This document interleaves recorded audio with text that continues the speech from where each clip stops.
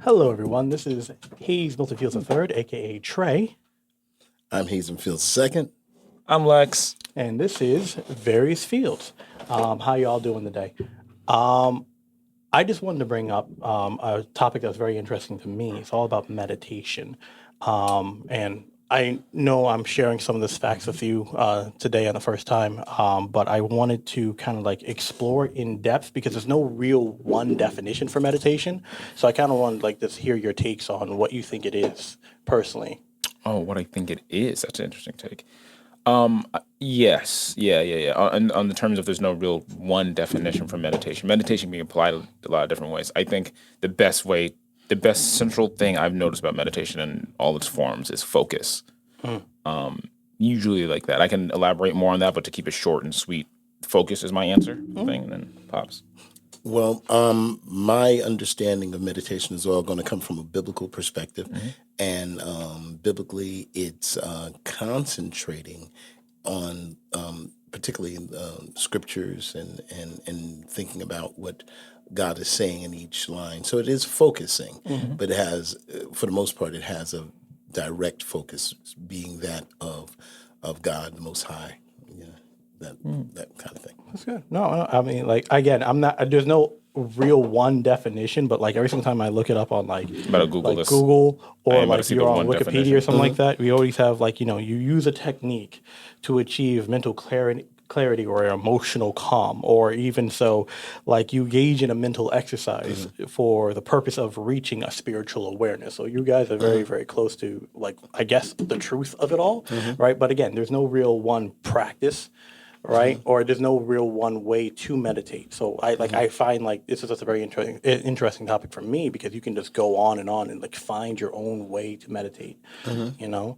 So I find it interesting that what? I was looking for the one definition of meditation, because the action or practice of meditating, which is true. Yeah, exactly. Wow. Yeah. That felt like cheating. All right. I believe there was one example or one definition I found, particularly in the etymology, like it came from the original Latin. I believe it was meditatia or something like that, which means to think, right? And I guess with the actual focus of like trying to achieve a purpose, So I guess that's what can be considered a meditation. A extended definition is for the purpose of reaching a heightened level of spiritual awareness. Yeah.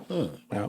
That's from Merriam-Webster. To engage in mental exercise such as a concentration or one is breathing or a repetition of a mantra, or for the purpose of reaching a heightened level of spiritual awareness. So yeah, we touched on all of it real quick. Yeah, absolutely. Yeah. All right. So let's start from the beginning. So why meditation? What would be the purpose of someone saying, I want to meditate? Where would you find yourself in a position that you might say, let me even investigate the concept of meditating? Okay. Well, I know like nowadays, like we're in springtime right now. I believe everyone has already made their New Year resolutions. Some may have fallen off of it. Some may continue on with it. And in the practice, more often than not, to achieve a bettering of oneself, many people would exercise or find an exercise to improve their physical well-being, right? But not to belabor this point, but also to focus on just bettering themselves overall, right? You can also focus on the mental state of a person, or just you're trying to find ways to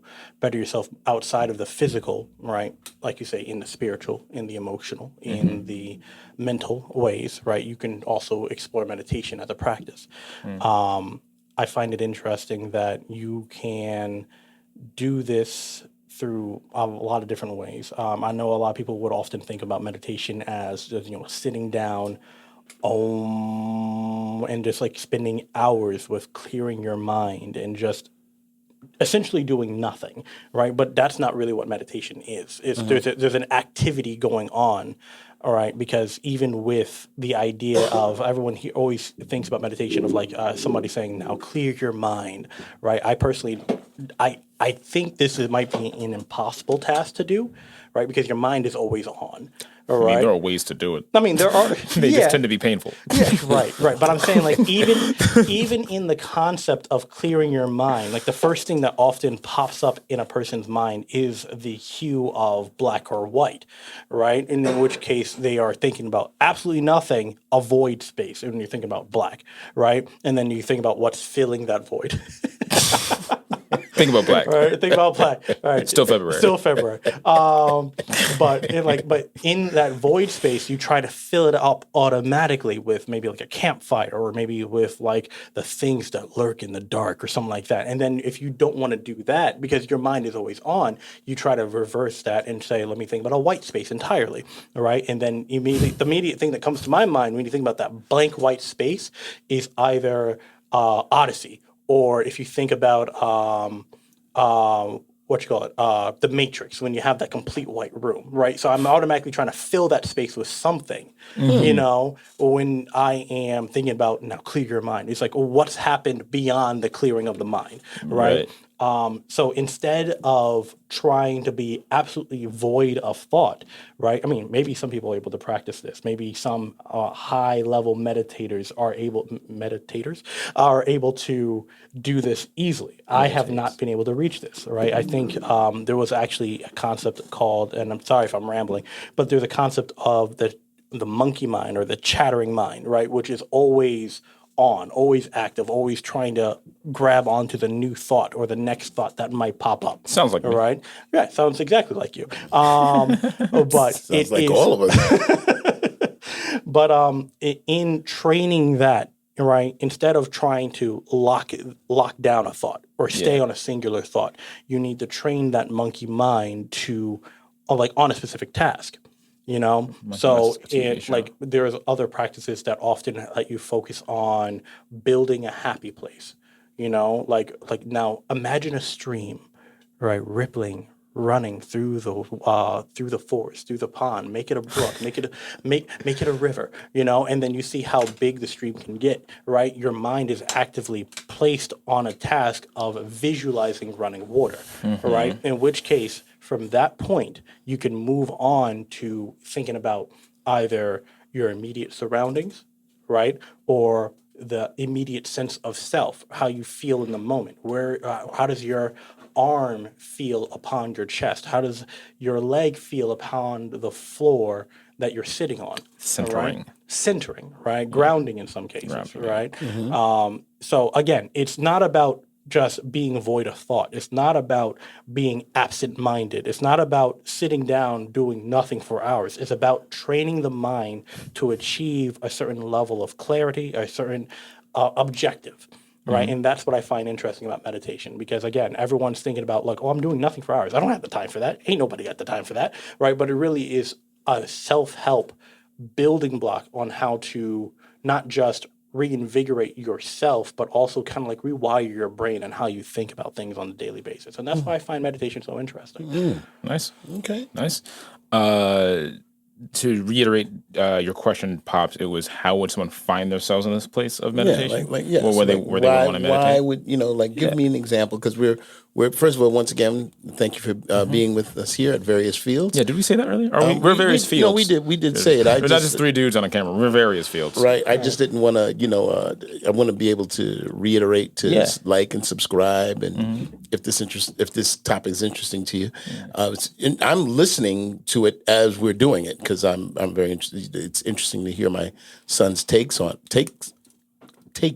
it. Or their take on it, and we're hoping that you find it. So go on. So I was asking the question for those who are out there, like, at what point do you say, let me stop and meditate? So what are things that may cause you to choose? I think first this is probably for people who meditate, or find themselves in meditative processes. I think this is for everybody, but obviously moments of anxiety, moments of where the world is too much, whatever that means to you. So like, if there's a lot going on, and you can feel your mind being erratic of some sort. Maybe it's just a fast-paced schedule you got going on. You've scheduled 10-hour-long meetings minute after minute. Like that's probably going to be a problem. Something like that. Whatever the case is, I feel like that's a common one maybe some afflictions of the heart, but not physically speaking, but romance wise, or whatever the case is, what stress. I would imagine most people meditate to balance certain levels of stress, or if you're someone who practices meditation pretty frequently, to be able to navigate and have control over your mind. And I think those are both very legitimate ways to do it. I can't give you. I can tell you one of the main reasons why, and we'll probably talk about more of this on the podcast. But as of 2 years and some change ago, I was officially diagnosed with ADHD, and which is just there's a whole bunch of things we can get into that as a whole topic later. But it makes the mind very erratic because you lack dopamine, and then how you do is like your body builds up dopamine, but dopamine is something that kind of is known to be like provide happiness or focus and things like that. However, because you lack it, your body kind of has it in spikes and it goes down, spikes and goes down. So your brain keeps looking for things that keep dopamine going. So it means you're looking for the next thing that keeps you excited or whatever the case is. So your body automatically starts, and your mind automatically starts looking for a whole bunch of stuff. And it can be a very subconscious controlling factor.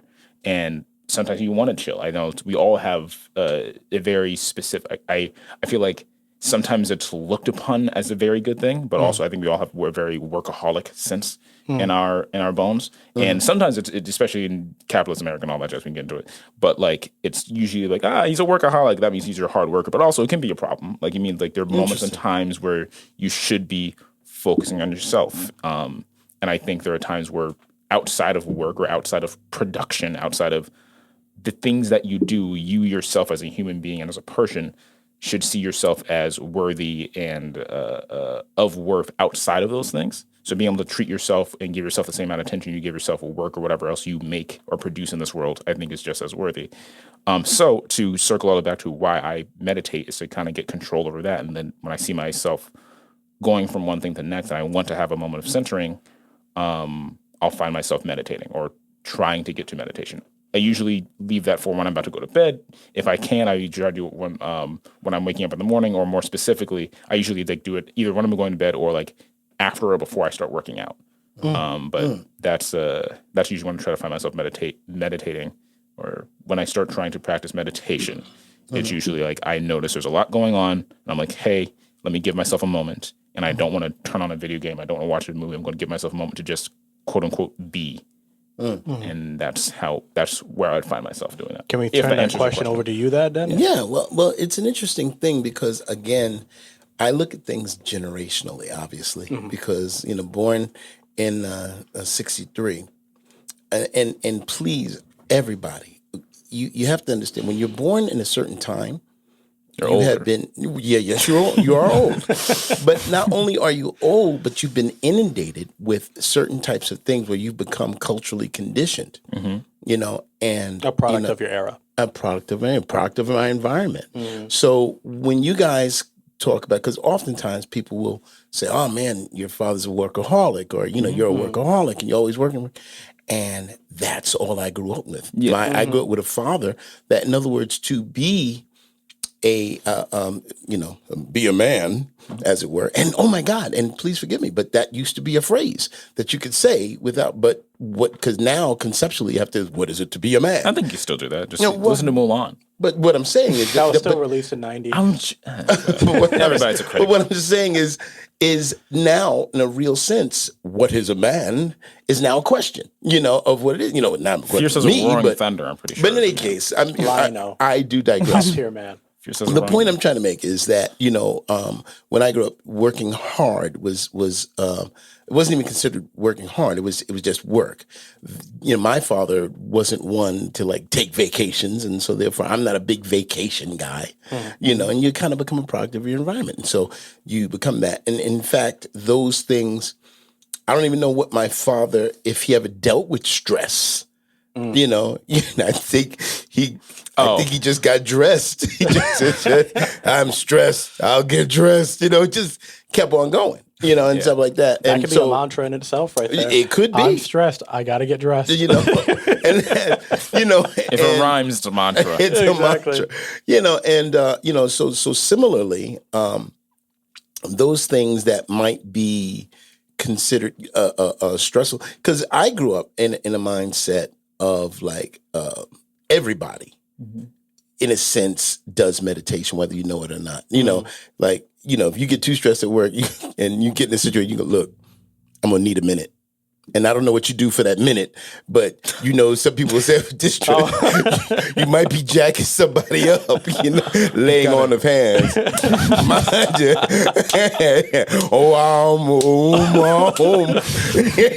I think both were saying it. Ow,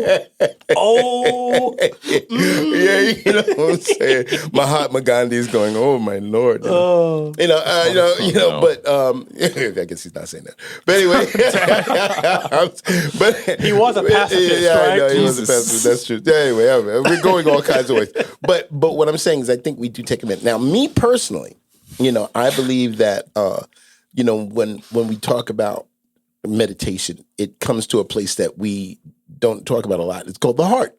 Mm-hmm. Now, the heart is not your physical heart per se, but it's almost a combination of your mind and your thoughts, your emotions, and so we kind of call it the heart. Getting and sometimes we even use the phrase.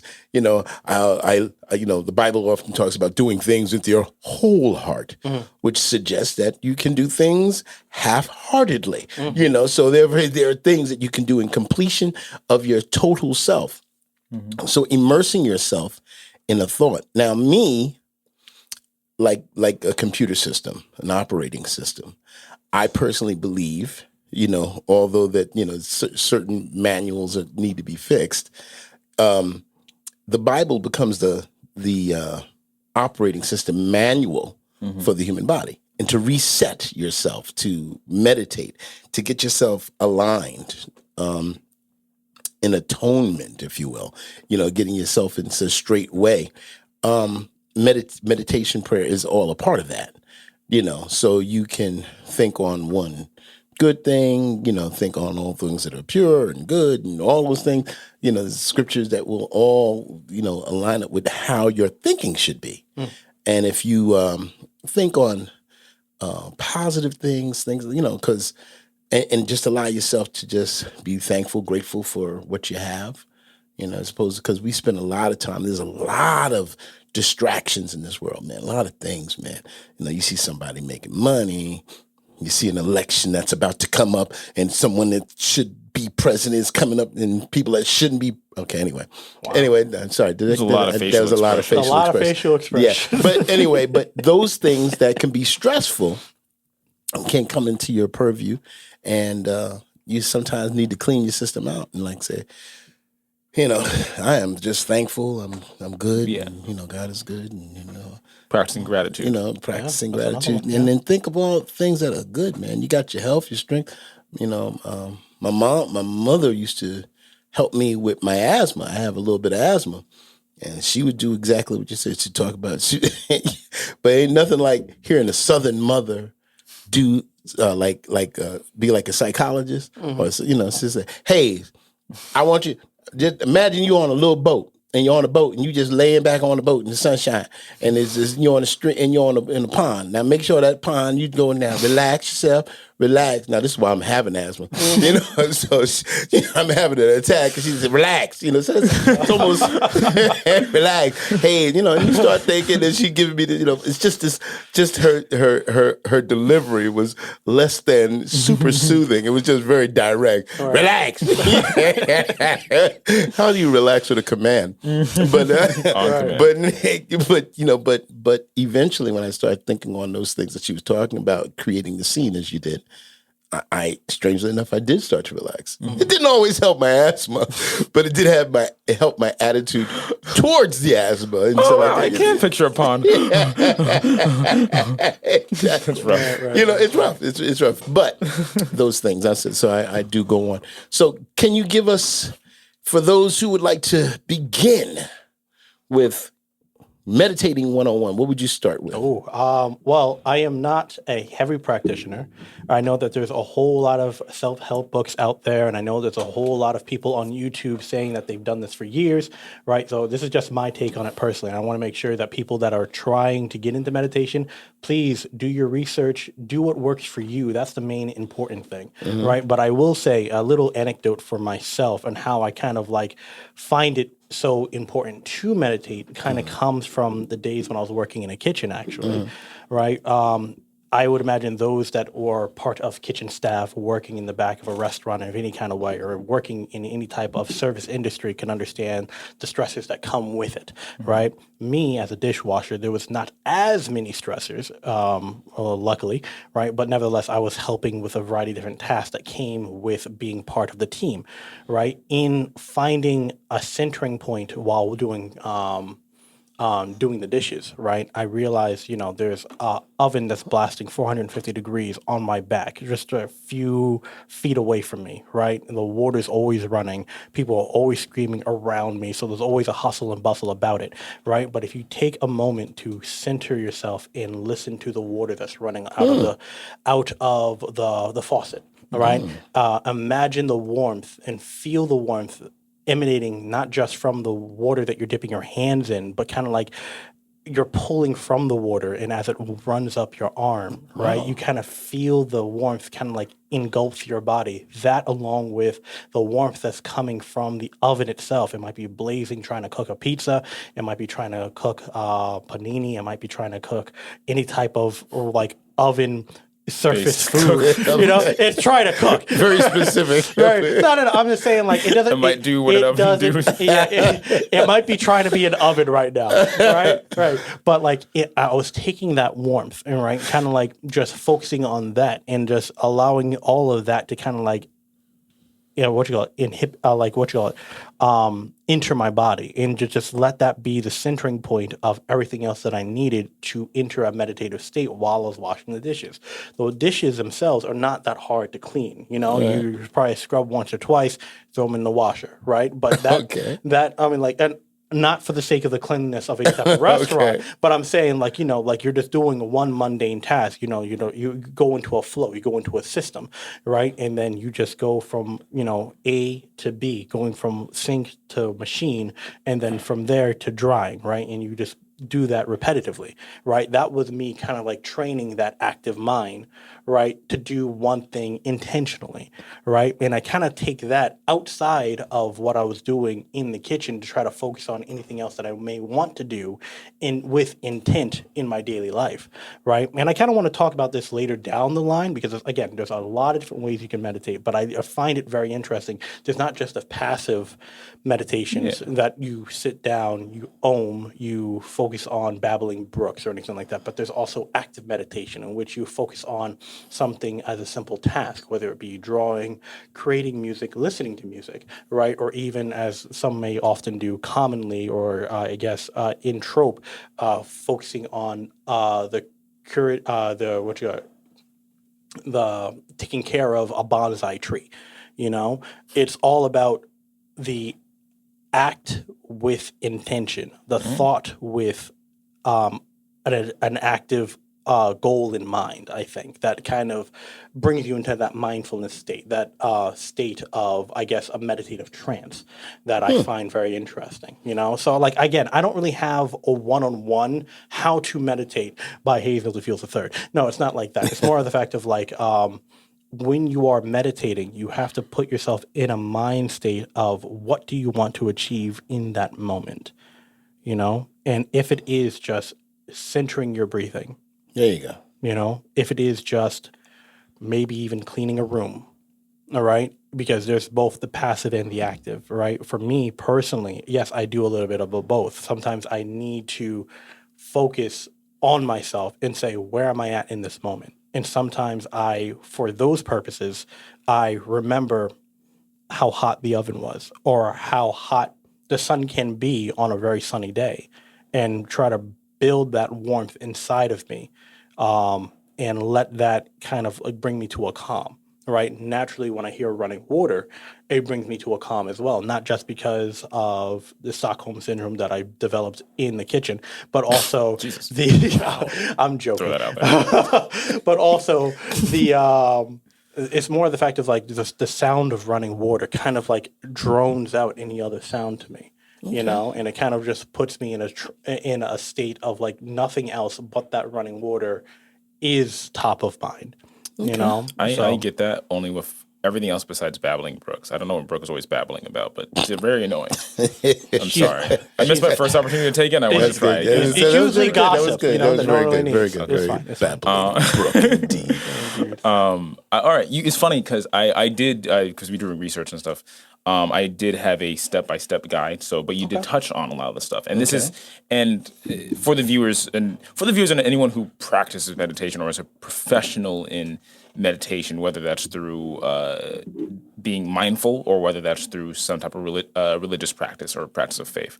I believe there are probably different structures because I don't want to make it so broad that we take away the definition, because I do think meditation is a thing. But there are I know, but this is just sort of for people who are looking to start. I think there are ways to start, and also the ways to make it your own, if that makes sense.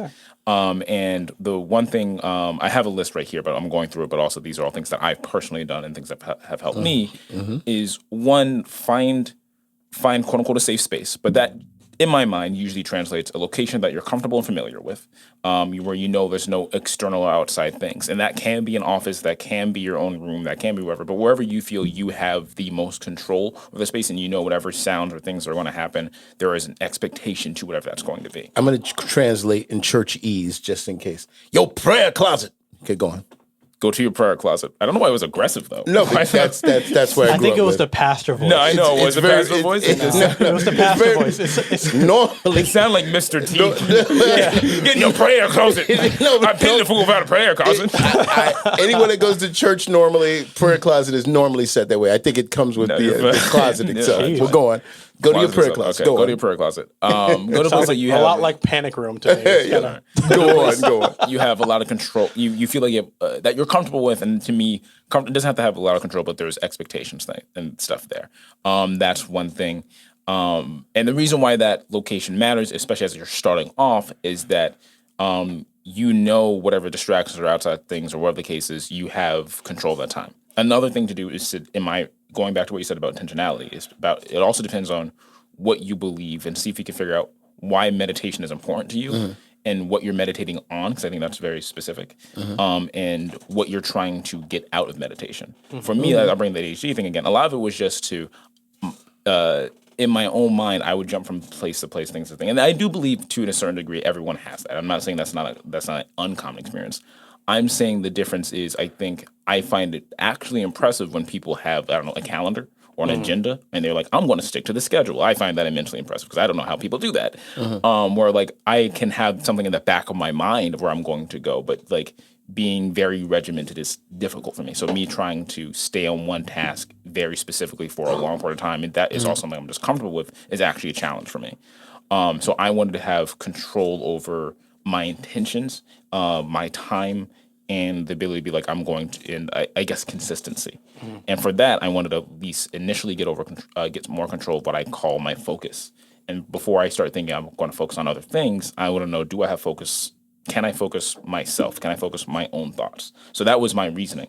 So going back to the time and location, the space thing, the next thing is pick how long you want to meditate for, especially if you're just starting meditation. A lot of people do translate it as, I'm just sitting down doing nothing. I don't think that's the case. I think once you start meditating, once you start putting worth into what you're thinking on, it's very, very, very hard in life in general to do absolutely nothing. Your body doesn't do absolutely nothing. If you sit still and think about nothing, your heart's moving. Like nothing is an accomplishment. Nothing is hard to do. I realized what I did there. Nothing is hard to do. We'll figure that out for your own self. But going back to meditation, pick a time, because depending on how well you believe that you don't have to do it for an hour. It's not like the amount of time you're meditating for isn't the accomplishment itself. It's just knowing that you're doing it. So if you practice hey, I want to more or less be still, focus on this one thought, focus on this one thing for about 10 minutes, that's enough. You meditated for 10 minutes. And then the last thing that you brought up also is breath is usually the first start, where people usually bring up Yep. on meditation, and that's because it is something that's constantly happening. It is something that does both fulfill and restore you consistently, and it's also the thing that your body does so passively you very rarely think about it, but it is always there. So it's always just the first thing that I think a lot of people think of meditation as like this is a centering point because it's always going to be there in some form or fashion. So once you start controlling your breath, you breathe in and you breathe out, and you say you breathe in and breathe out, and because then you're being conscious about what's happening. And if you practice on 10 minutes or time, location, breathe in and breathe out, and then at the very least, if you want to add one less step, and I don't think this is necessary, practice on what you hear around you. You don't have to silence your thoughts. You don't have to silence anything. It doesn't have to be active. It's just, do you hear things? And then as you were hearing all the things that could potentially be distracting, focus on the breath again. And that practice of blocking things out and focusing on one thing is the very beginning of meditation. And every other version of it extends from I'm focusing on one thing while I'm blocking out everything else. And how good you get at that is the practice of meditation. All right. Well, I'll tell you what. That was a good point right here. I just want to. We got 3 minutes. We're actually out. What was that? We actually thought we are beyond our time. Actually. Okay, but we can keep on going. We can keep now, going, 'cause, yeah, we don't have to we're- cut it. Yeah, we're listen, doing it we're differently. we're doing a new thing, and we're hoping that you guys are enjoying this. And this is a perfect point where we can say, like and subscribe, please. This is Various Fields, and as we're talking about various topics, I'd like to do an experiment while we're here, if we can use about a minute of our time. But what I'd like to first say that I often, when you think about the things that are in your mind, a lot of times people say, "Oh my God, I got a million things I got to say." You think about the priorities. I suggest that we don't really have a million things that we're thinking about, but it's like, if I can give this visualization, if you take a glass jar and you drop, let's say, 5 marbles in it, and you start spinning it around in a circle, those 5 marbles going around look like and feel like you got 5,000 marbles going around because you see them spinning, and you're constantly going around with these thoughts and things in your head. But if you slow it down and you write down those things that are taking priority in your mind, you'll start to say, I didn't have a million things. I actually had 7 things that are priority, 10, whatever it is. But you write those things out and put them in a prioritized thing, and you start to think, you start to see, I don't have as much in my brain as I thought. It's just that I'm Bogged down. going over and over it in my mind. Yeah. So let's see, just when we're here, if you guys are watching with us, we're going to try a little bit of our own Various Fields beginning meditation. So, Yay, dead air. Not dead air, but lifeless air. Okay. That's worse. No. That's worse. All right. So if you are doing something, if you're watching something, if you just, we're going to ask you to just, to just for, let's say 60 seconds, and Nels will keep us good to 60 seconds in a minute.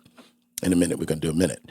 But I want you to, first of all, block out, the things that are, find yourself a little room. I'll give you a little time to find yourself a little space to relax. Like my son said, a good place, safe place.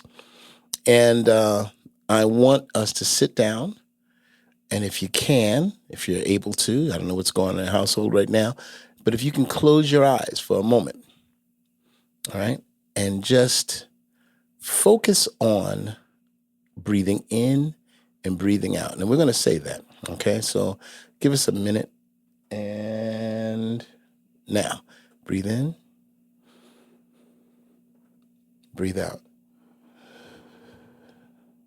Breathe in, breathe out. Now see, as you're breathing in and breathing out, see if you can eliminate some of the sounds that are going on around you. Breathe out. Breathe in. Breathe out. Breathe in. Think of those peaceful things. Breathe out. What are you thankful for? Breathe in. Breathe out. Breathe in. Breathe out. Breathe in. Breathe out. And that's about it. One more time. Breathe in and breathe out. That's a good minute. Okay. That was a minute, right? Something like that. That's about a minute. And that's been your guided meditation with various fields. Now listen. Now we're known to have a lot of fun here. But how did that feel for that moment? Oh, It felt refreshing, actually. Yeah. Is that something? Even I though was doing my best to not laugh. honestly, I don't know it was why interesting. Like I've never actually expected to do that on recording, but it actually felt nice. Just like I'm sorry for those that are probably listening to us only audibly, right? But like we'll mark a time. We'll definitely mark a time for that. We'll Yeah. have a guided meditation. We'll mark it in the description. And if you actually need more than a minute, you can always just pause this recording and just take time for yourself. And also for other guided practices, there's actually I was actually recommended a Thich Nhat Hanh. He was actually a Buddhist monk that kind of does this online already. And like there's a lot of people that actually follow kind of like his practices. YouTube online, you know his thing. I've looked What do you call it? Thich Nhat? Han. Thich Nhat Hanh. Thich Nhat Hanh, right? We'll put it in the description below. We'll find it. We Put can in the definitely do description that. below. Yeah, We'll but link he you to actually this there was actually a gentleman. 20-minute what you call it, dedicated meditation time that he actually that actually was sent over to me for the purpose of this podcast, and it was actually very interesting because he focuses on how you are taking in your breathing. Right, and kind of like clearing your mind in these spaces, like a long gaps of silence in this, but like you hear his kind of like guidance through this, right? But it Yeah. was kind of nice just to hear kind of like the ringing of a bell once or twice, and like you're hearing just his voice, and it was very, very soothing. Yeah, no. In all. So If we're doing shout outs, there's an app on my phone that's called Balance. It's a guided meditation app, and it's very helpful. And I think if you're trying to start practice meditation, the meditation 101, you're just doing beginning tips, I would say guided meditation is very helpful because it gives you something to focus on. Right. Technically, or actually not even technically, very obviously, Dad, what you just did is a guided meditation. Okay. But that's because then you give people who are it's sometimes harder to give yourself your own command, especially if you're just starting. Because meditate, like I've never meditated before. I don't know what I'm doing. You sit down in a room, like, all right, I'm going to calm myself by sitting down in a room and doing nothing. And you start doing it yourself, you're going to be like, this is dumb. Like at least some version of you is going to start criticizing you. So at least, right. Good So point. having a guided meditation is like, okay, now I'm following this thing, I'm focusing on it. So Right. I would suggest it very much so you don't let your own self-doubts distract you, et cetera, et cetera, et cetera. Guided meditation. I will say, and this is, don't take it anyway, it's not a criticism, it was just very, very funny because I've been doing guided meditation for a little bit now. And they do very specific things. And this is for different people they want to make sure they can access and speak to as many people as possible. So they try to use not very like aggressive terms. They try to make sure they use very broad terms. And for some reason, when you said eliminate the sounds around you, it almost broke me. I just like the idea of there's a fan going on, eliminate the sound. I don't know. It was completely fine. I understood exactly Yikes. what you meant. You know what? The term elimination for some reason felt so Mad Max. funny. Wow, but you know what? You bring up a good point. You got to be very careful what we say in the public. So when I say eliminate those sounds, what I'm saying Finish just 'em. If you have a cat, that's meowing. We meant just ignore the cat. Right. Please, I don't want to be doing this service. Eliminate and the yet Poor mittens, you know. it's actually kind of funny because ironically, I do actually focus on sensory intake whenever Yeah. I am meditating. Like I know I was talking about the sound of water or the sensation of warmth. Those are the things that normally put me into a meditative trance, right? So even on a cold day, I try to like.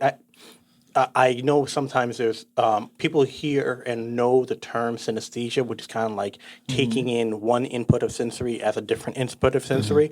I try to instill that within myself, right? To feel warmth, right? Even on a cold day, all right? Or like you hear water, right? Like you hear, right? It's like sometimes you try to like emulate that in your own mind, right? To actually put yourself in a clear state of meditation. The imagination is a very powerful thing. And I think it's funny that a lot of people, sometimes, I'm not saying this, sometimes people will have a hard time believing that having a lot of effect. Like it's super cold and you think of fire, how can I get warmer? However, your body does do that with other things. And so let's say it's on this, you're at home, you're chilling, you're watching TV, and you're thinking of something that was stressful in your life. Your body will physically react to that stress. Absolutely. And so in the same ways, it just reacts differently. So if you do think of certain things, now it is, to say it usually is in a more associative sense. So your body can remind, the way it works is your body will remind yourself of a warm fire. No, you'll think of a warm fire. You'll start feeling slightly warm, but not to the degree of you being extra fired. The reason why I'm saying that is because not to be like, if you're in the blizzard and be like, if I just think warm thoughts, I would still suggest get out of the blizzard. Yeah, please. Right. Please. Gold is no joke. However, that there are those who have created such a state of mind that, obviously you want to get out of the blizzard, but there are some that say that you can actually change your physical being by your mindset. There, I mean, I don't. I've heard that suggest touted around somewhere. Yeah, but Google it. yeah, I'm not saying please don't go out in the blizzard now and say, hey, Mr. Fields said we can go out in the blizzard. Let's go. I'm not saying that. But being that you guys are doing your shout outs, I'm going to do a shout out to the Holy Bible, KJV, NLT. I don't know. I don't know exactly why. I don't know. I like the DJ shout out. Yo. Yeah, There's my boy KJV. JC up in the building. Yes, what's up? Jesus, you my homie. It's the G-O-D. I don't Yeah, know. all right. No, I'm not exactly sure why I've decided to. Brad with the realist. But anyway, Very fun. Psalm 119. It's what they call an acrostic scripture, or We'll say that word again. acrostic, acrostic. And that's acrostic actually talks about doing things generally in an alphabetic order. So each part of the Psalm 119, each section I think is broken up in like 8 verses or something like that, and each one is beginning with a letter of the Hebrew alphabet. Interesting. So the first one is like, I think it's Aleph or something like that. A-L, something Aleph. May I give the definition? You said acrostic? Acrostic, So just yes. for people, acrostic, a poem, word puzzle, or other composition in which certain letters in each line form a word of words. Form a word of words. That is one of the definitions of acrostic, if I'm spelling it correctly. Okay, yeah, that's it. Yeah, so, but in this Word of the case, day. you go from A, whatever their first letter, Aleph, to I think it's like T or Tav or something like TAV or TAH or something, whatever the Hebrew letters are. But each one of those scriptures are broken up. And I think they're very good. The Bible has a lot of scriptures talking about meditation. And that's a good one because it's like, I think it's, if not the longest scripture in the Bible, it's one of the longest. And, a lot of times people are reading, but you can. They have audio Bible things, you're on YouTube, and you can listen to it and let that become your focus, or take a portion of it and just repeat it over and over, and I think personally, from the spiritual side, I personally believe that following, I guess you could say, the human manual, that's my opinion, my faith, is most helpful, because it helps you to reset and rethink and, and get the God perspective on it, for those who are so inclined, I think the concept of meditation, taking time for yourself. My mother, as she got older, she was well into her 80s, almost 90. And she would get up and go. She lived in she lived in a borough in the city, and she would go a few blocks, and she'd go to a Dunkin' Donuts, or rather McDonald's. She would go to McDonald's and Dunkin' Donuts, and she'd have a little fish sandwich, and she would come back, and she was so happy to talk about her me time. And she would say, "Yeah, I just said something. I've been telling everybody about me time. It was like something that was like a new thing for her. Yeah, it's me time." And I would imagine, being a mother for many, many years, having me time was kind of like a new thing. More or less. Your kids out the house. I know I feel like that now. Like, you guys are grown. It's like, Thanks. no. No, it's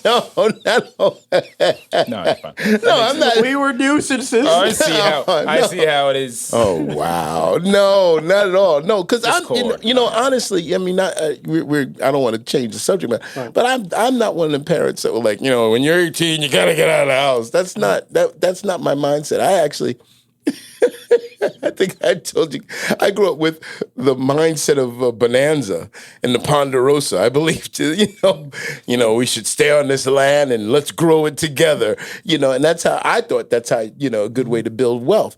If everybody came back to the family homestead and put their monies in, but, it's a little different time now. You can't have, 8 people living in a 3-bedroom. Good night, Billy Joe. Night, Joe, Billy. But think about how much money you can save if everybody was in the same house, putting into the same thing. My mortgage would go down, your rent would go down. You could buy your own house, but it's kind of hard because it's kind of like, who's in the bathroom? Get out of it. But it's all your mindset. Right. I mean, it's how you grow up and your culture and this and that. There are cultures out there that do that all day long and don't think of blink. Right. Grandparents are a staple in the household. Anyway, we're moving away from meditation. Right. But the point is, you guys were never a nuisance. However, when the time came and I realized I had some time, that was new for me. It was like, it was like, most of the time when we were growing up, opening up a piece of candy, you cats were like, you guys had like super hearing. That was mainly me. That was mainly me. I know you guys would that. come out of nowhere, That look was around, like, man, I can't have nothing. It was gummy candies only. Whatever it was, but different things. You couldn't. I can't just go to an ice cream store, as a father, and say, I'm gonna get ice. Let me call the house. Anybody? That was probably true, Mom. Yeah, I'm stopping at the house. Anybody want ice cream? So your little $3 ice cream code comes into a $35 trip. But that is something that as a father I embraced. But now that's part, you're going to have everybody that's maybe empty nesters now. At that point, you have time for yourself. To think and rethink. 60's the new 16. Yeah. I love it. I don't know. I love it. No. I'm not exactly sure if that's true at all, but it's a new something. It's a new something, right? We'll do the math later. We'll do the math but, later. Yeah. I like the fact that you're bringing up Nana, honestly, because that whole me time, taking that trip is all part of the active meditation I was kind of like talking about too, right? And along with like the bonsai tree or like having like a Zen garden, there's other active meditations that I kind of want to bring into focus too, because of I guess modern day practices don't always hit upon them, or if anything, people don't really put a focus on it because they think they're probably doing meditation wrong, right? I know you may have to take like a spin class and then end it with like a couple of ohms or saying thank you very much to your trainer every once in a while, right? But I also find it interesting that you also had in recent animes, right? I think what's it called, Jujutsu Kaisen, Kaisen, and even as far as Naruto, right? And I think there's other other animes that do it as well, right? But they focus a lot on hand signs, all right, in terms of their magical system, all right? And a lot of those hand signs actually were originated in the idea of meditative practices, being like those Buddhist practices as well, right? I think the ones that they used in Naruto were actually called the Kujikuri, all right, which was like the 9 seals. Right, and I know there's a lot more seals out there, right? A lot more other, there are a lot other mudras in Sanskrit, a lot more hand signs out there that help align the body to do what they want to do. But the whole meditative practice in forming those signs with intent, it's a right? focus, All right, well, it becomes a focus, right? And I find that very interesting. The mudras themselves are supposed to apparently align your body, because each one of your fingers is supposed to align with the various elements of the world itself. I believe, the thumb is fire, air is your pointer finger, space is your middle finger, earth is your ring finger, and water is your pinky, right? So Captain Planet, he's our hero.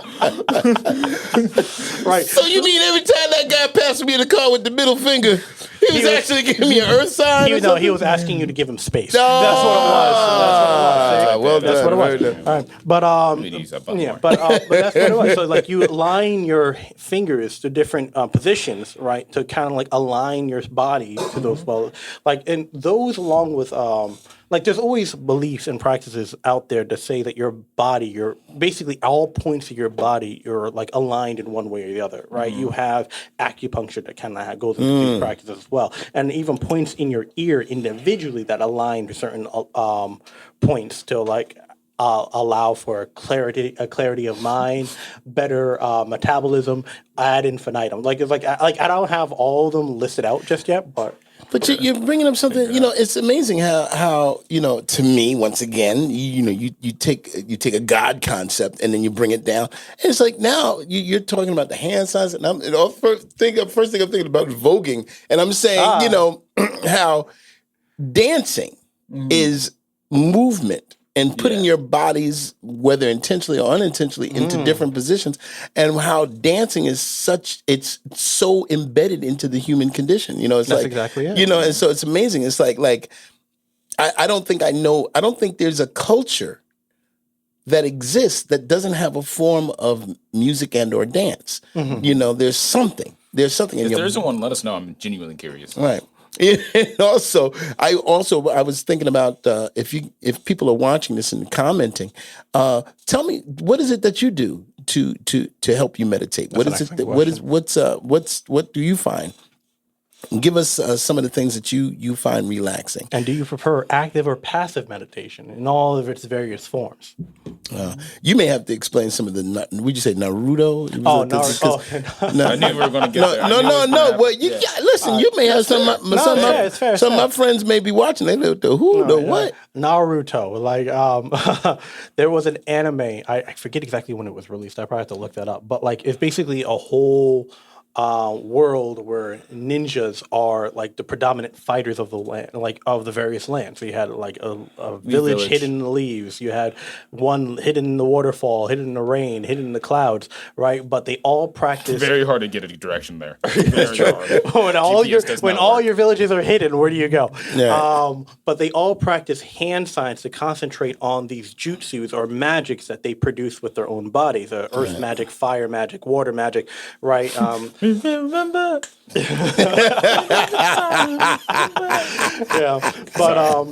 But they all do these really fast hand gestures, right, to basically concentrate on their chakra output to produce an effect on the world. Very much so in meditation. You may not be able to lift lava from the earth itself, but to practice an activity with intent will definitely produce an end goal.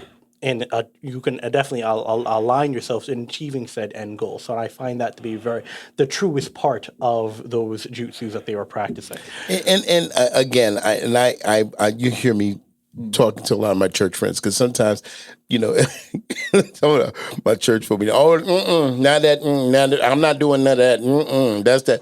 No, I want to kind of refocus, because God has designed us in such a way that we do this anyway. So sometimes we'll even say, with my hands lifted up, and then we put our hands in praise, and then sometimes we lay before the Lord. So body movement, even within the Christian realm, is a part of what we do or can do to help us focus. So let's not, just wash away every aspect of it. Just focus it on where we are understanding this is how Christian folk will utilize those same tenets of sorts, but in that way. I just do Good that. show. No, You guys honestly, watch it. I don't think there's. No, it's a good show, but I appreciate that outlook, yeah. because you're absolutely right. There's some parts of meditation that are there's so much ingrained into society that we don't even know that it's actually a part of like a 1,000-year practice. Right. Like Yeah, the it's always mudras, good to- like the mudras, for example. There's one that I know people often do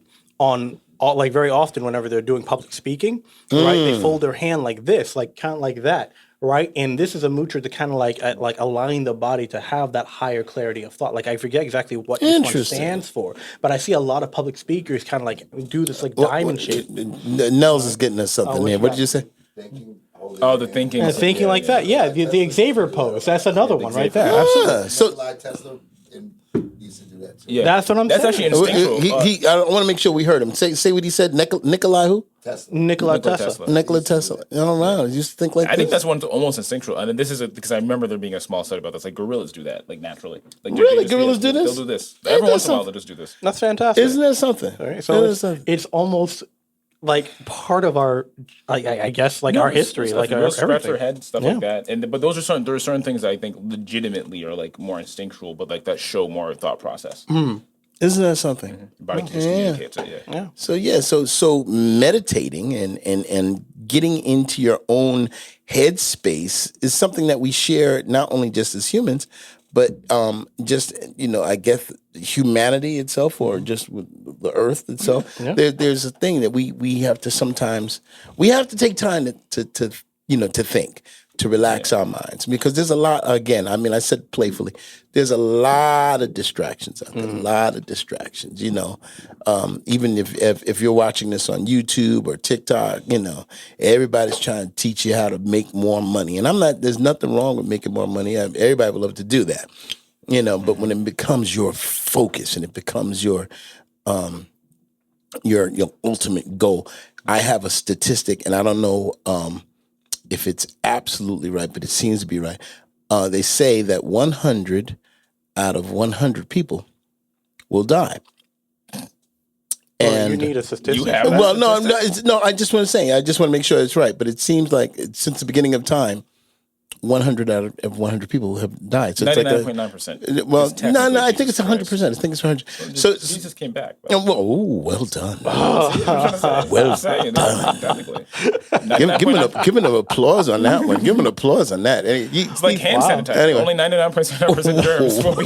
Wow, I've never thought of Jesus to be compared to hand sanitizer. However, we have Lazarus he will too, so keep your technically two hands people, clean. right? Anyway, the point is, all those things that we find important will soon not be important, because we sometimes put all our chips into this thing of this must be, and it could be, should be, maybe it's a good thing to strive for. And this is in no way trying to take away from your goals and aspirations.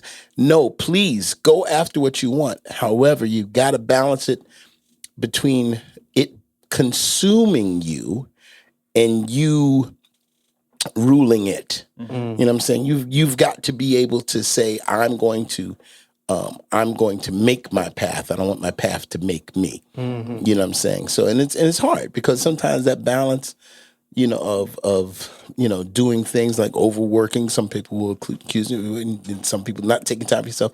There's a balance, Right? So we got 4 minutes. 4 minutes. Wow. Yeah. And we would have done an hour. We were It's an just hour, nearly yeah, about an 2 hour. That's amazing. This is an amazing topic. See how easy it flowed through? It really did. It really did. It really flowed. Nels, what do you do to relax? What do you do? I mean, one thing that we didn't bring up was numbers. Numbers. Okay. See 222, You count. 444. Oh, that's a good one. Stop. Something They all make they're supposed to mean something different, but yeah. You're talking about the Stop. practice of numerology. as well as Wombology? meditation, but no, not numerology. When Yeah. you see like 111, it's supposed to mean like gateway. Like 11 means a gateway. I didn't know that. So mentally, you're supposed to stop, evaluate what's going on. Really? Yeah, like when you see 222, numbers Interesting. like that. All right. Well, I'm going to Very expose. interesting. 444. I want to expose something to the public that I really don't tell anybody. I might have told you. I have a tendency to always run into the numbers 1, 2, 3, 4. Somehow or another, when I'm looking at my clock, it always lands on 12:34. In fact, when I was coming from somewhere here, and I looked at 12:34, and it was like 1, 2, 3, 4, and I've gone through things of like looking up scriptures that have 12 and 30, 12, 30, that kind of thing. Stop and reflect. I'm just stopping and reflect. So it was just interesting you said that. So that's it. So the world knows 12:34 means something. Isn't today. 11:11 also supposed to be like when people make a wish or something? Like if at night, Yeah, 11:11. That's what it means. Yeah. Yeah, but stop. Stop and think. Those numbers. I will say something that's very funny. Before I started trying to intentionally meditate, or whatever the case is, I ended up getting myself, maybe not a meditative practice, but a practice that allowed me to stop and think, kind of pace myself, very much accidentally, because of how computers work, or because of routers specifically. But when you have to reset a computer, reset a router, the basic thing they usually tell you to do is wait 10 seconds or 20 seconds. So if you unplug something, turn it off, you have to wait 10 seconds or 20 seconds, because sometimes, essentially, like especially with Wi-Fi signals or radio signals, things like that, signals can essentially get stuck. Or if you plug something in back to it will essentially just reboot, but just bring it right back to where it was. So if you're trying to get rid of something or trying to reboot a system, you might run into the same issue unless you let essentially the system get itself to actually completely shut down. And you just give it 10 seconds or 20 seconds to do that. So this happened a lot when I think we're running out of time, but to make it quick, I would wait 20 seconds anytime we reset a router. Because I was always moving around, I literally had to count in my head 20 seconds. And that was the only moment of calm I would notice. So it started becoming a habit of me just like when I'm in a rush or whatever, I'll give myself just 20-second countdown. And that has calmed me down. But it was There you go. accidental that I developed that one. Wow. It was fun. Well, all right. I guess we're just about there. Yeah. Trey, you opened up. You want to close it out a little Absolutely. bit? I mean, like, take the time out of your day, right, to meditate. I would simply say it as that with the time running out. But, like, whatever works for you, right, whatever intentional thought to increase your clarity or increase a moment of thoughtful awareness of self. Make sure you take that time for yourself, whether it be washing the dishes, running for 30 minutes, or just prayer. All right. Take that for yourself because you never know what's on the other side of that. It might be your own awakening in one way or the other. This has been Various Fields. We thank you very much for taking this meditative stance with us. And we'll see you on the next one. I'm Trey. I'm Hazen Fields II. I'm Lex. And I love you all very much. Love you, son. Love you guys. Love you. All right. Bye. Thank you.